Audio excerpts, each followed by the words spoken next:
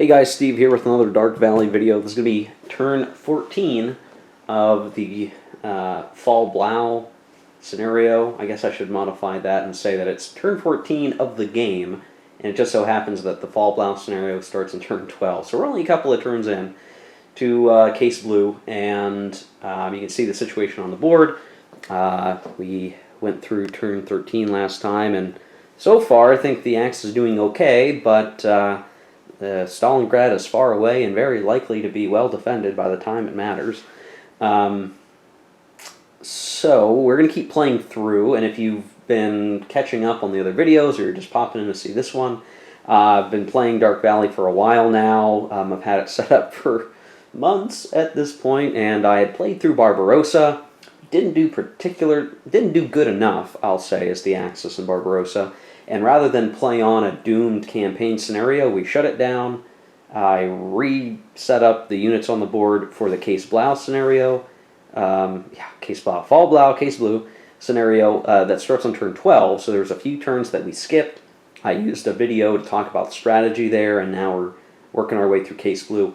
At this point, I'm thinking this will continue on through the rest of the campaign game, barring any really crazy stuff that happens. So we'll see. I'm not necessarily playing to the Case Blue victory conditions, just because I may end up venturing after a different victory condition as the Axis. I'm not sure yet. So we'll play it by ear. This scenario ends on turn 17 or at the end of turn 17. We'll assess the game position at that point and decide, do we keep playing on without stopping and resetting? Or do we shut it down again and I set up the next scenario, which would be, I believe, Citadel in 1943. So we'll see how it all pans out here. And as usual, we're going to be going through the sequence of play, which at this point should be pretty familiar for folks. We start off with the reinforcement and replacement phase. The Axis doesn't get much in the way of reinforcements, and will continue to not really get much. They really only get, it's two things. I'll hold my hand up so you can see. We get the Manstein chit again, which will prove useful for us. And then we also get, and I'm going to hold it up close so that you can appreciate what this looks like. I believe that is a Tiger Battalion. I'm not sure if I'm going to be able to get it to focus. I think that is a... Let me check my NATO symbols, because it's been a while since I looked at a unit of that size. No, it's not in the book, so I have to go off memory. I'm not going to be able to do that. It's either a Tiger Regiment or a Tiger Battalion. So the stacking is super convenient and it's decently strong, so we'll be making use of that. Now, where I'm going to put this sucker is the interesting question. I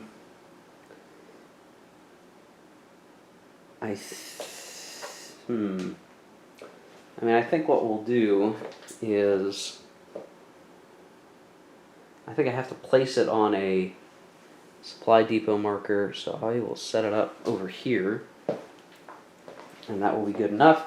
And then we get 4 infantry replacements as the Axis, and to be honest, I'm not even sure I have very many places that I can really use that effectively.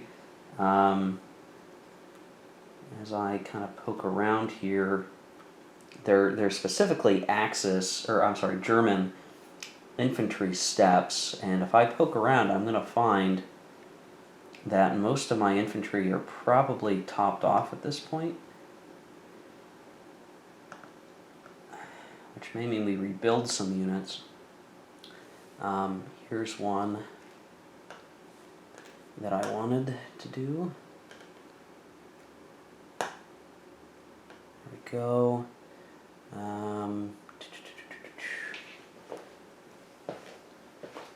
Up in the north, we had some that we wanted to do. Fix this guy up who had taken a step loss last turn. And then up here as well.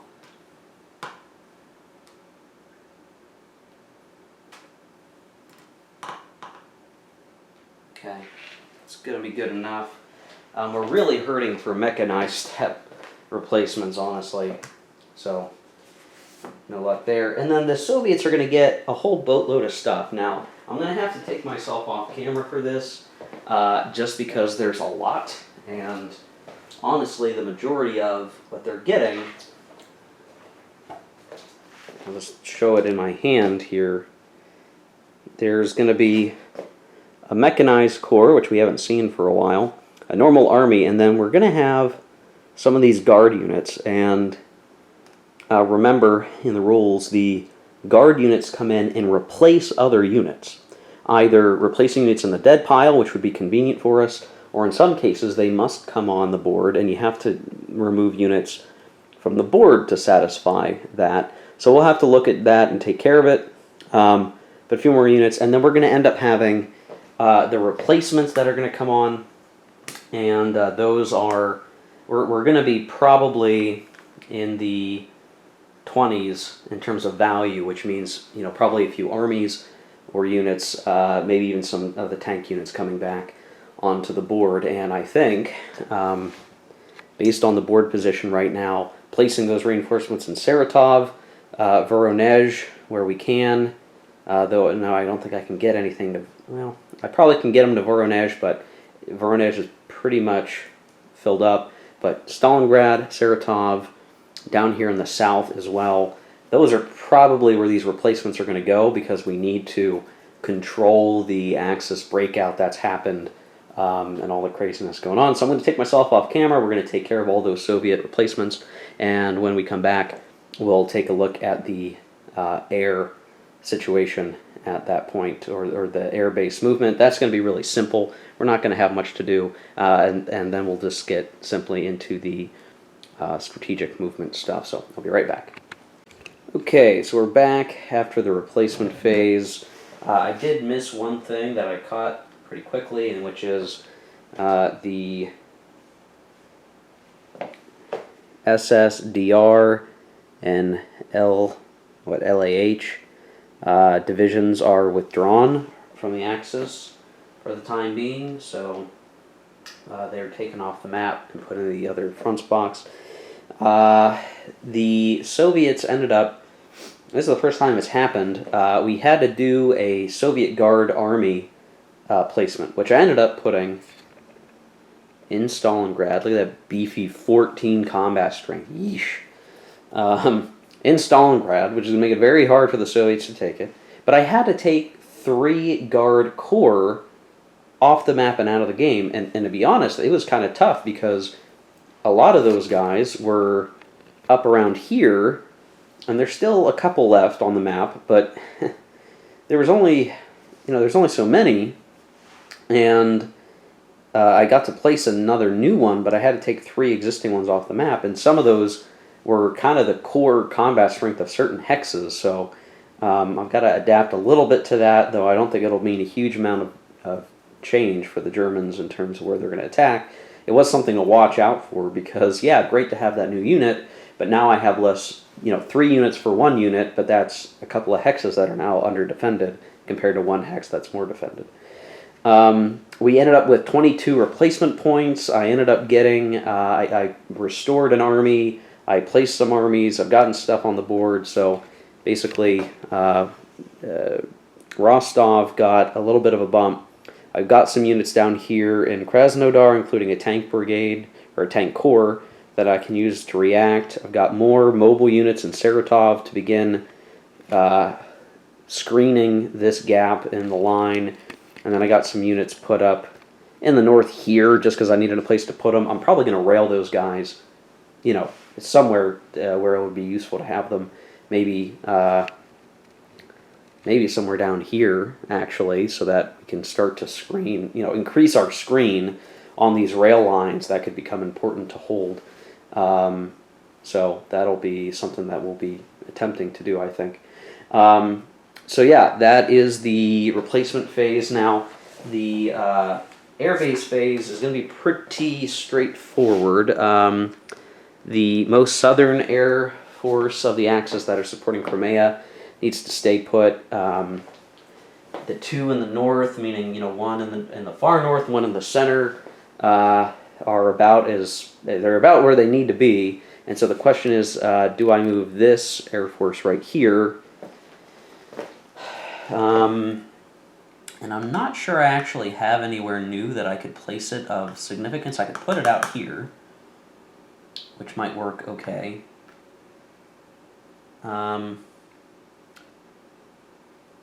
It's tough. I've got to figure out, if it's 1, 2, 3, 4, 5, 6, 7, 8, 11, 12.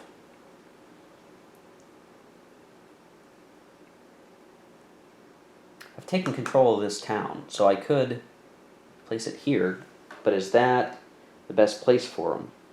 I'm not sure. It's sort of like I kind of would like to go up north a little bit and help cover over here, but that might be too close for comfort. I'm just not sure.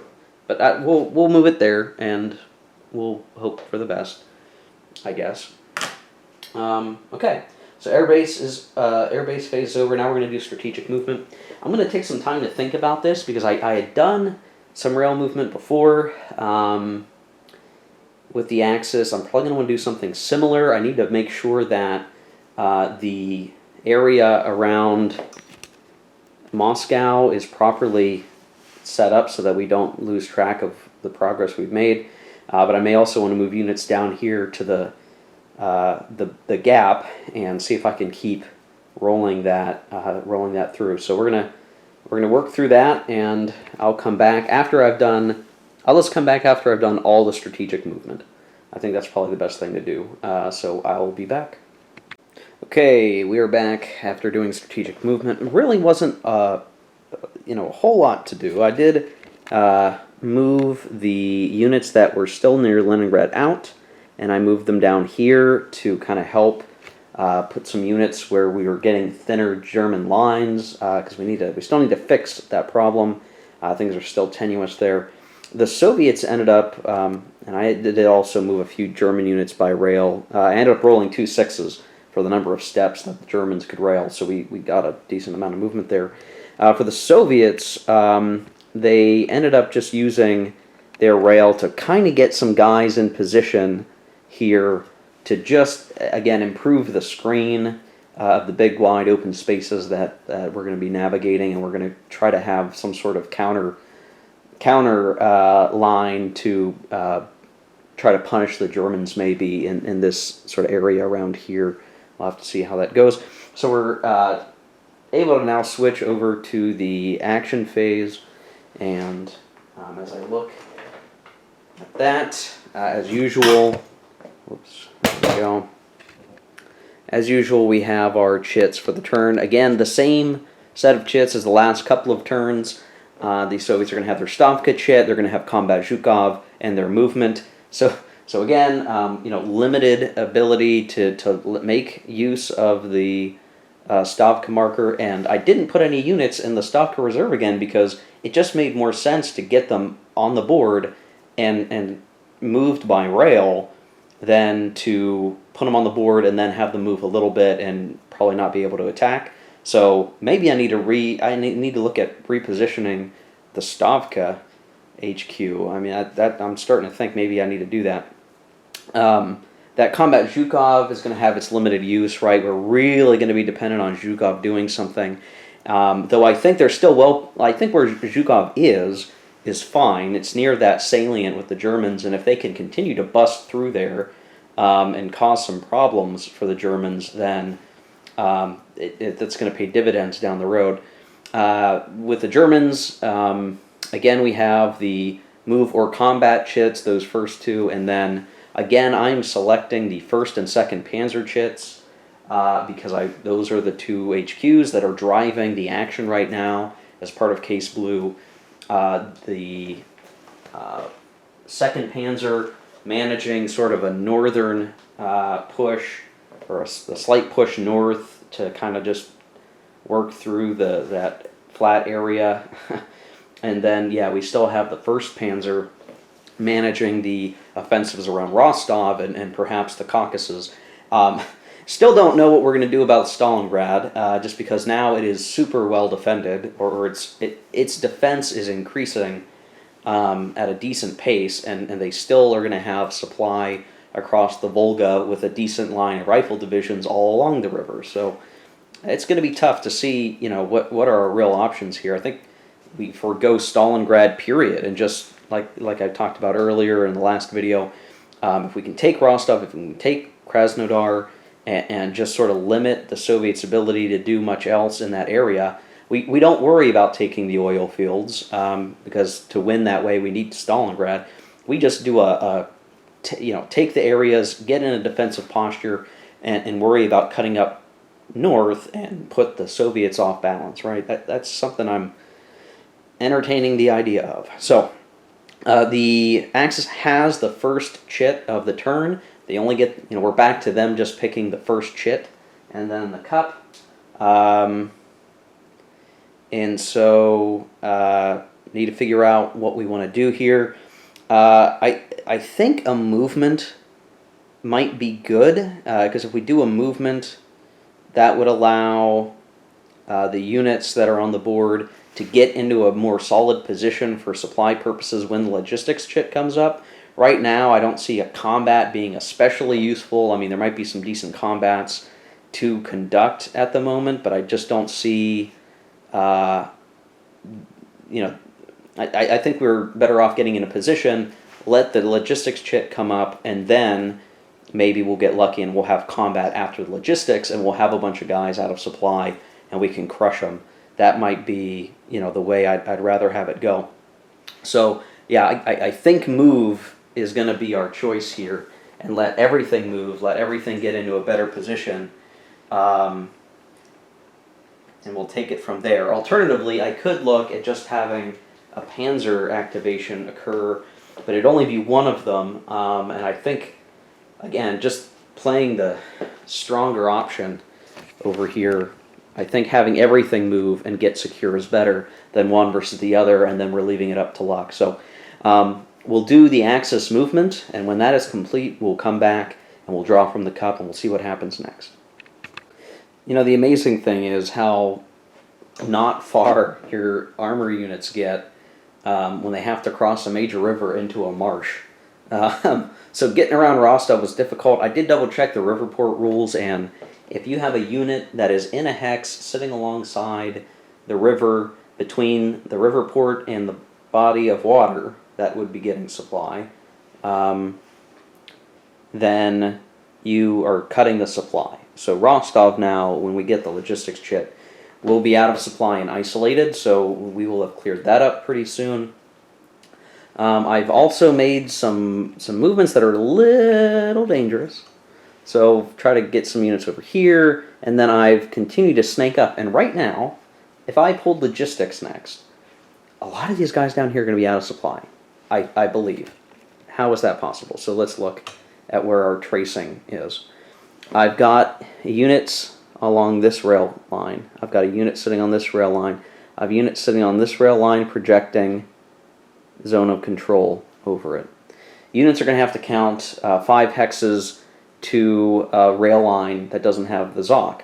Now, some of these guys that are sort of towards the outer end of the salient, are going to be able to count up to that hex right here at the tip of my finger, and these guys over here may be able to count around this unit and its ZOC to get to this rail line hex, which then leads off.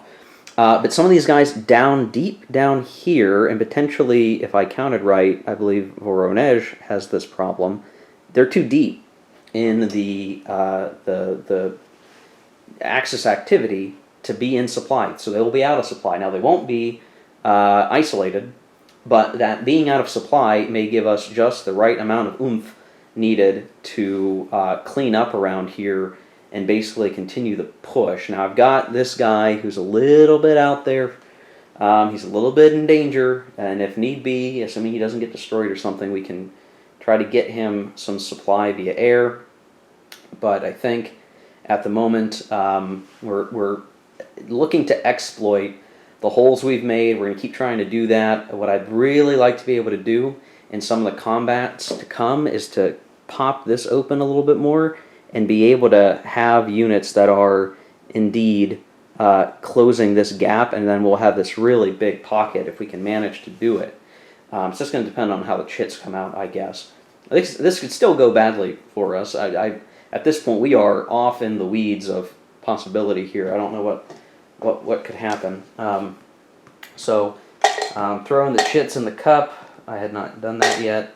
The Stavka chit, again, will be usable by the Soviets when desired, but I think the problem is right now that there's not a lot of places to put them where they'll be useful, so we'll hold on to it.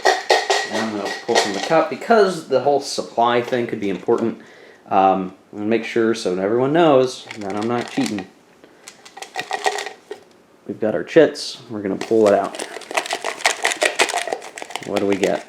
It could be anything. We pull. Oh, okay.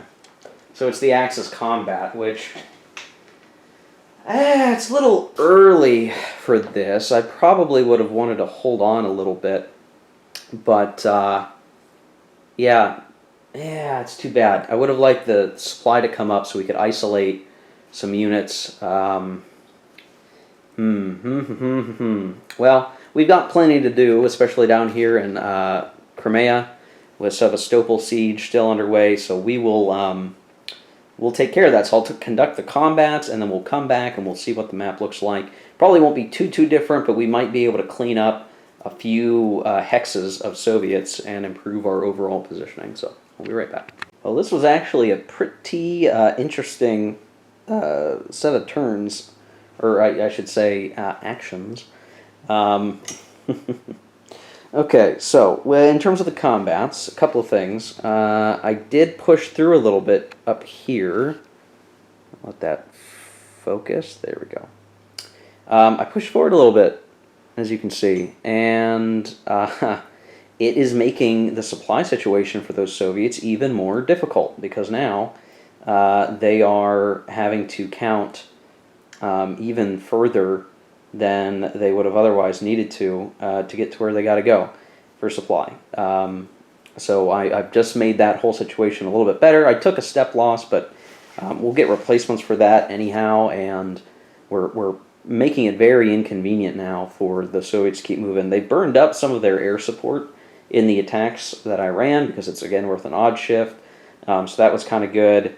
We actually got a hex up here in the north, which isn't really much to talk about, but it is nice to be able to have them a little bit on the back foot, because if we can, manage to cut some of those units off in that salient right here, that could prove useful and help shorten the line a little bit. So we want to, if we can, do that. I'm not sure how feasible that will be. We managed to knock out a rifle division, which doesn't do a whole lot for us, but again, just makes it easier to try to get up around these guys. And then I didn't do anything down here, but then in the Sevastopol area, oh my goodness, what has happened? Well, my artillery plus air support destroyed the fort hex there for Sevastopol. And I attacked and I got a BL1. Okay, not a big deal. Then, that was technically the end of my movement, and then I played the Manstein chit to activate the units down here again. Now, I couldn't move this core up. I would have liked to have done that to get some more combat factors, but that didn't really work out, and what I did was I used that opportunity, because it's like an activation, to use the artillery again. I had to roll a 6 to do a step loss, and I did, which then knocked down the defender to purely the Black Sea amphibious unit.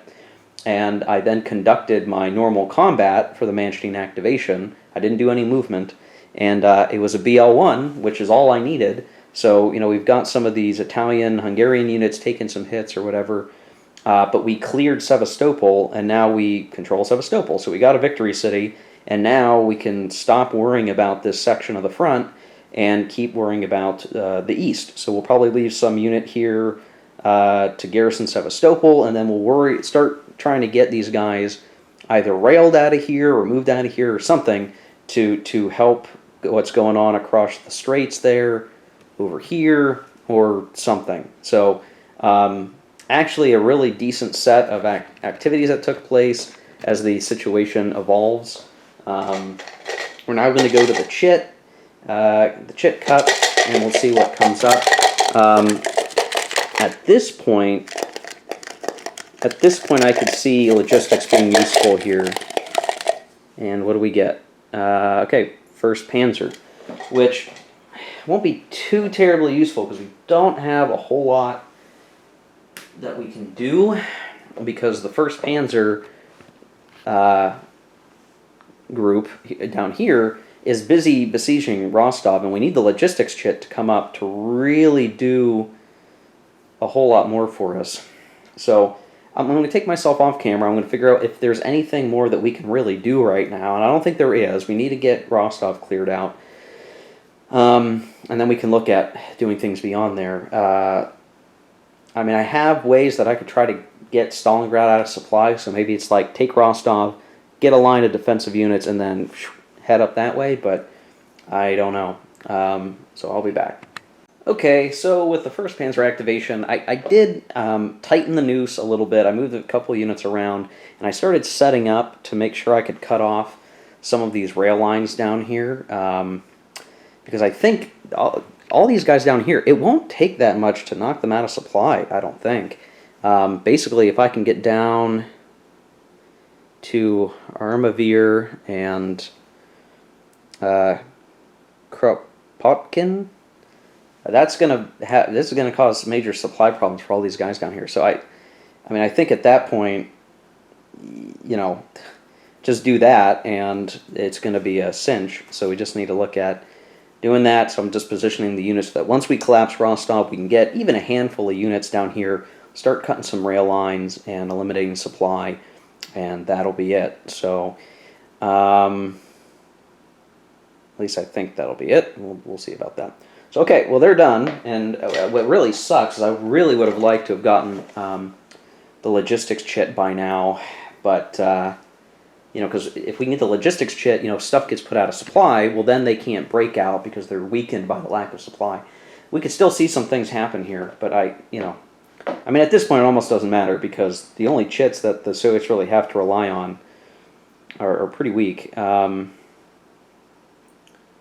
I do see a use for Stavka, and I'm going to do it now, knowing that the next chit could be the logistics chit. I'm going to play Stavka now. I'm going to get the tank brigade. What I'm going to do is I'm going to have them come into Tula, activate, and get right here. And the reason why I'm doing that is it's going to give our Soviet units in the area another safe hex forward to count to. So as the Soviet, that's the best use of Stavka, if I used it at all. So now they only have to count to the hex that the tank is in, and if they can do that, they'll be in supply. So that's the play. And now we're going to go to the cup, and we get combat Zhukov. Again, with the combat Zhukov, all Soviet units are out of supply unless, if they were to attack, they would be attacking out of supply unless they're within range of the Zhukov HQ.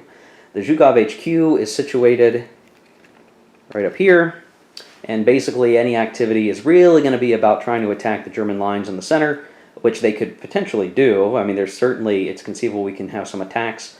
It's really going to be the only place that it'll make sense to do it. So I'll take myself off camera. I'll do a double check just in case there's some decent moves out there that could be useful, but at this point I don't see where it would be. So we will be back. Well,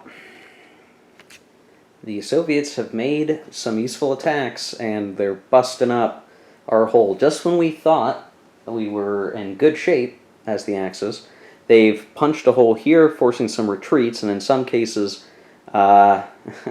things didn't turn out very well for them because of that. Oh, you know what? I'm sorry, I screwed up a couple of things. These guys should have been here when they retreated. So there were they forced the units out of here, and now have reestablished connection there.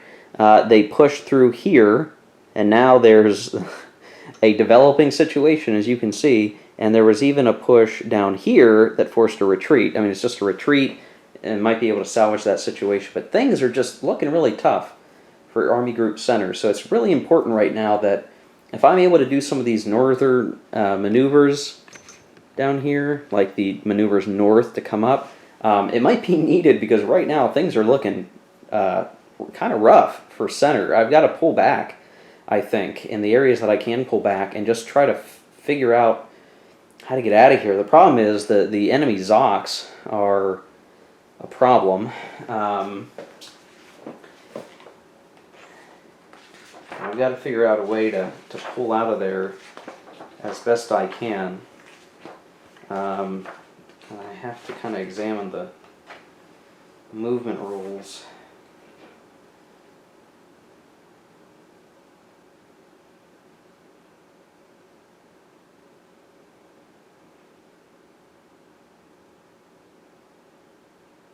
I think my problem is understanding the fact that unlike in some games, you can pull units out even with Zocs if you have friendly guys there, but I think you can't really do that in this game unless you're a mechanized unit.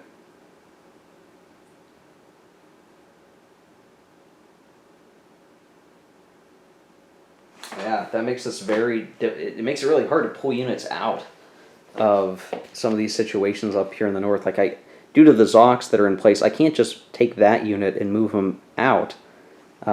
He's kind of pinned. Essentially, he can't just move out of there.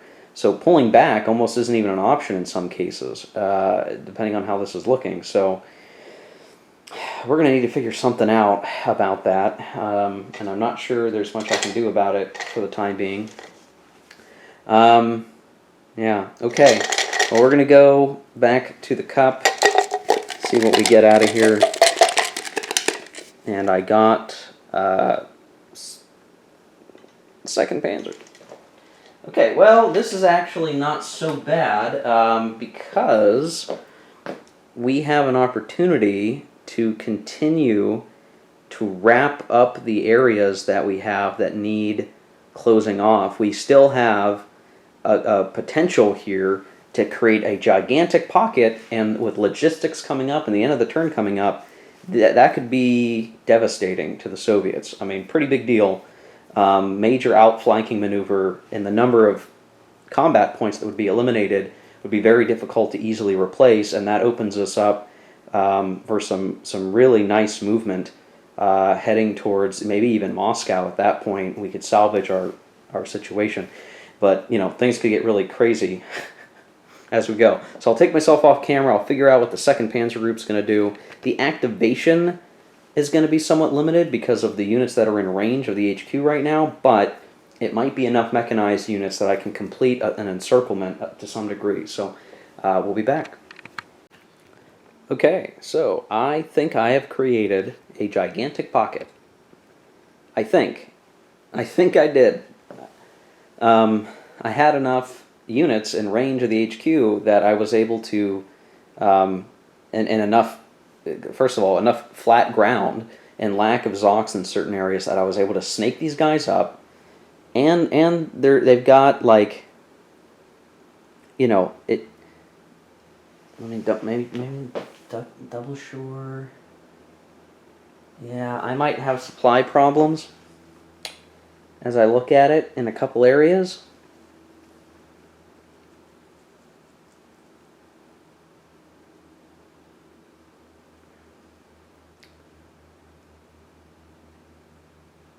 But I'll take it. I'll take a few units being out of supply to completely eliminate this gigantic pocket, right? Like I'm cool with that. This is chill, no big deal. And I was trying to figure out, like, okay, let's say it's only logistics and Soviet move left, right? What can they do? They can't do much. If they do emergency withdrawal, they can't in most cases because they're still going to be adjacent to a Axis unit when they're done moving, which means they can't do with emergency withdrawal. The Zocs right now are situated in such a way that they really can't do much movement anyway. And even if these units try to come in here to reestablish some sort of supply line, I'm reasonably confident my Zocs are set up that they're going to have to stop moving, which means that logistics is going to come up no matter what, and this entire, basically from here all around here, is going to get completely wiped out. And I'm going to be in a really great... I'm going to have some units out of supply, potentially.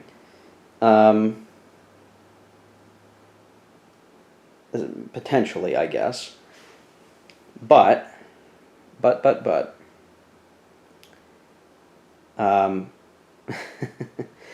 we will have eliminated so many units that it's going to be really hard for the Soviets to deal with that, because now we're going to potentially have a path to get up to Moscow. Or, as I've talked about in the past, running to these edges of the map board, right? Getting guys all the way up there and cutting off those critical rail lines is conceivable at this point. This is a pretty big deal, and the Soviets are going to have to do something about it. And even if they're making gains over here, it will become completely irrelevant if, in the process of doing that, I completely cut everybody out of supply.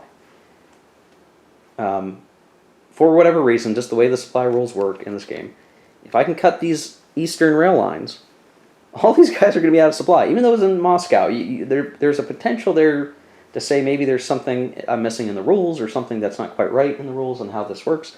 But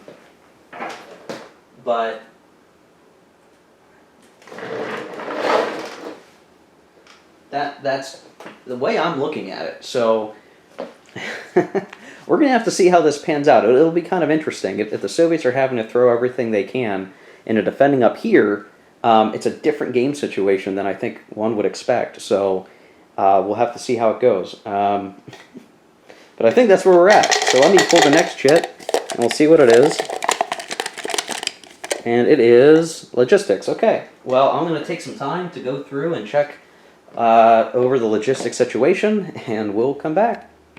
Okay, so checking for the logistics was pretty straightforward, as I expected it would be.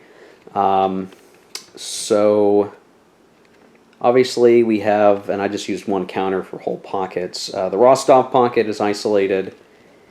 This little guy here is isolated. And then right now, as best as I can tell, these guys here are all isolated. So I just put one marker. And then I marked each of these panzer units. Well, this one's not a panzer unit, but that one guy there, they're out of supply. Now, they're not isolated. They're just out of supply, and they'll be out of supply until the next logistics chit pull next turn. So this could be, we're taking a risk here, but this is a pretty big deal if we can shut this down. Which means the only thing left is movement. Now, this is the Soviet movement, and the Soviets are going to have some decisions to make here. They've got a big problem. They've got this whole situation here where this pocket is going to get collapsed here very shortly. I don't think I can get enough units moved in to save it. It's going to collapse, I think, no matter what, based on the board position. And the Soviets basically have to be thinking about what can they do to create some sort of line or defense, either across Moscow or against the eastern map edge. They've got a big problem, and they're already having to tie up a lot of units just fighting around Moscow and holding up the northern quadrant, the northern sector.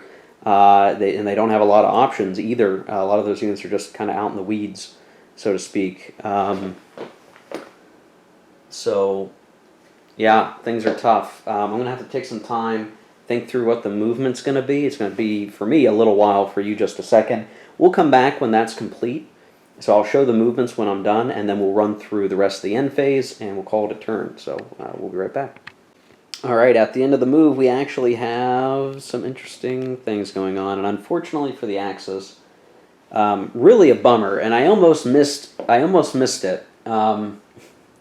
But as the Soviets, I was looking at movement, I said, no, there's a chance. There's a chance. So you can see I'm starting to move some guys over here and wanting to disrupt the German activities. And I realized I had a tank core up here that could sail down, and once it comes into the ZOCs of these Panzer units, and maybe this meant, I should have tightened the noose a little bit more. I'm not sure. I believe it enables the units to trace so that they're not isolated anymore. As I look at where all the ZOCs are, and I try to understand, like what it is I've created now a couple of outlets, because these units have come and they block the ZOC for supply purposes here, and they can get up to the rail lines. And so this entire stack, when we do the attrition check, are actually not isolated anymore, if I'm reading it right. And it's just one of those things, like, am I doing this right? I think I am.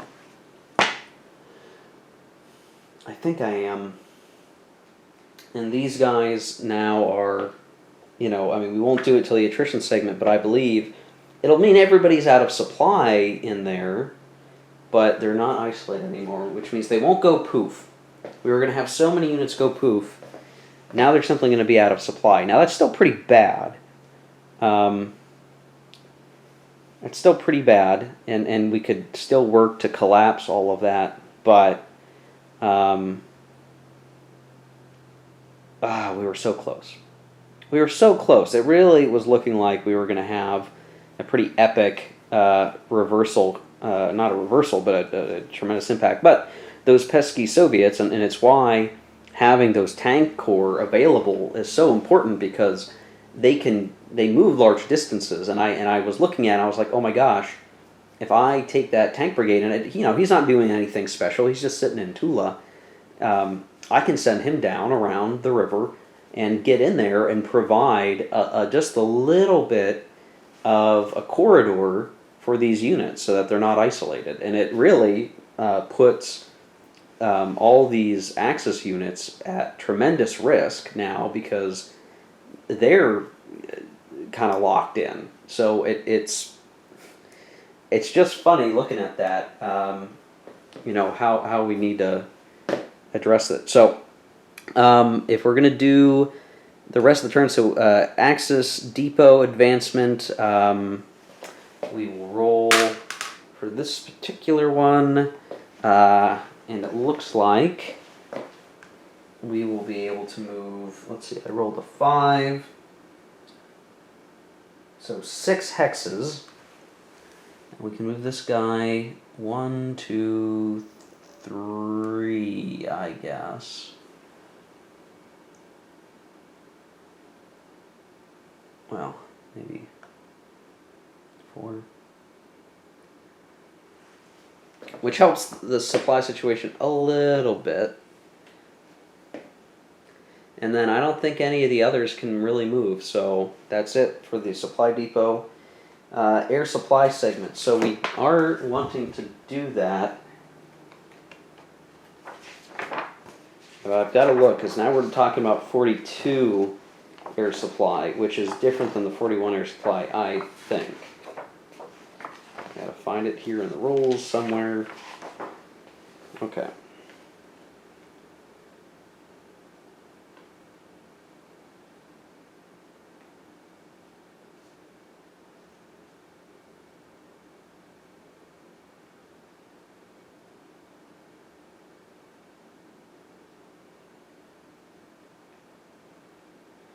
Okay, supply to out of supply units only happens in 41.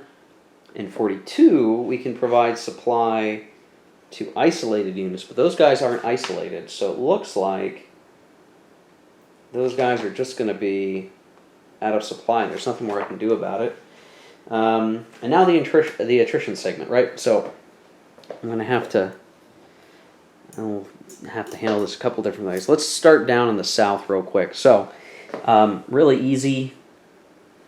This all goes away, so these guys are destroyed.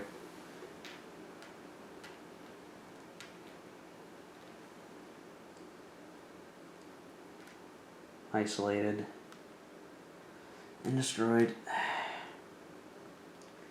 And we're going to go ahead and just, because it'll be in a Zoc, we're just going to shift it now that Rostov has been taken, which is good. That's another victory point for the Axis at this point. I'll make a note of that. Now at 34 victory points. This guy, let's see if I can get it back on camera. There we go. Okay. This guy is no longer, well, he's gone. So yeah, he's no longer around. And what did we capture? An army and a rifle division. Okay, well, hey, I'm glad to get rid of more stuff. And then, so if these guys are no longer isolated, they are out of supply. And what I'm going to have to do, because I wanted to call that whole pocket isolated, but now I have to individually mark them out of supply as a reminder that they're in that state.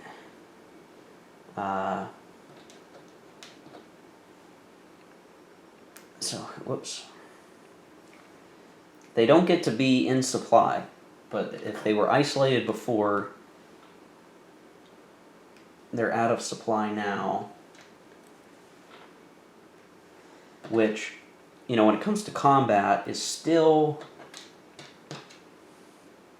a +2.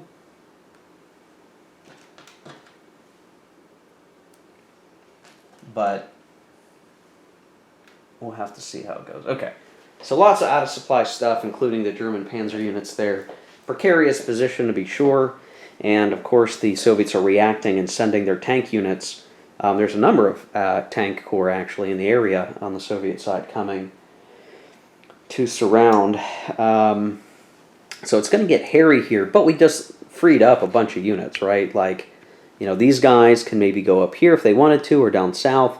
These guys back here can kind of come up, and we can continue trying to create a situation where we can knock these guys out. I mean, at this point, either way, I don't think Voronezh has any hope, because they're even if some of these units over here can get safe, I mean, it's going to be a simple thing for some German units to just plop around Voronezh, and that's going to be the end of that relatively quickly, I suspect. So, still going good for the Germans there. They've still got their center problem to deal with that they're going to have to resolve. Things are getting kind of tight over there.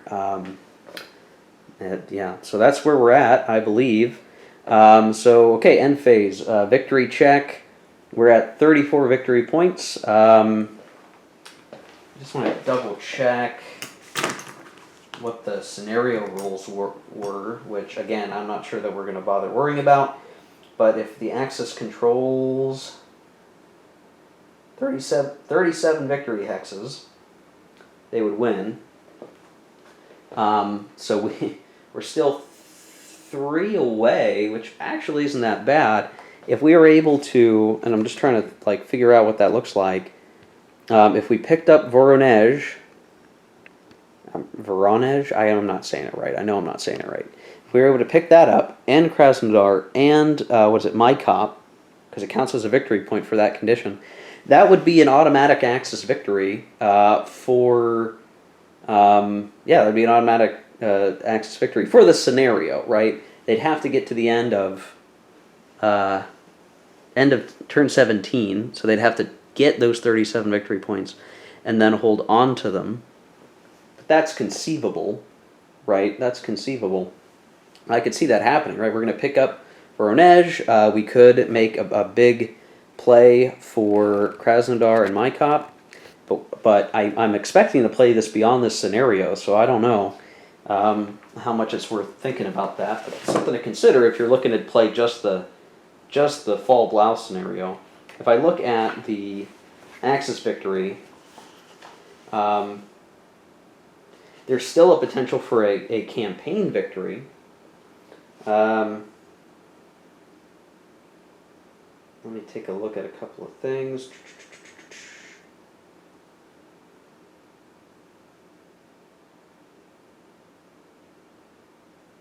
if we were to keep playing via the campaign victory, we would need to control 38 victory point hexes at the end of a turn. 38. Important number, right? If we're at 34 now, that would mean 4 more. And we wouldn't be counting Mykop or Grozny or anything like that. So what if we were just speaking to end out this video? What would that look like? Well, we would need Krasnodar, probably, right?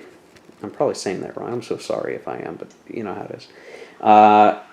Voronezh would be 2, and then it's like, okay, you need 2 more to win campaign victory. Where are those other two coming from? Well, Tula is not far away, and I could make a push for Stalingrad, right?